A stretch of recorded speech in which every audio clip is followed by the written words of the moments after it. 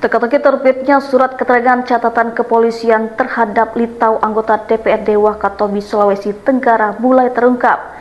Litau yang merupakan buron kasus pembunuhan sejak 2014 silam mengurus SKCK dari Polres Wakatobi untuk melengkapi syarat maju administrasi Pileg 2024. Anehnya SKCK itu diterbitkan Polres Wakatobi, padahal Laito saat itu masuk daftar pencarian orang kasus pembunuhan.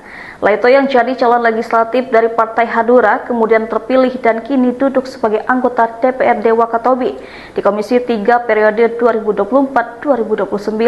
Dilansir Tribun Sultra, anggota Polres Wakatobi yang menerbitkan SKCK tersebut berinisial SU dan kini telah dimutasi. Setelah kasus ini mencuat, Ditreskrimum Polda Sutra menetapkan Laito sebagai tersangka pada Kamis 28 Agustus 2025. Kuasa hukum keluarga korban Laode Muhammad Sofyan Nur Hasan sebelumnya sudah pernah mempertanyakan sikap Polres Wakatobi karena menerbitkan SKCK untuk Laito saat pemilu 2024 lalu.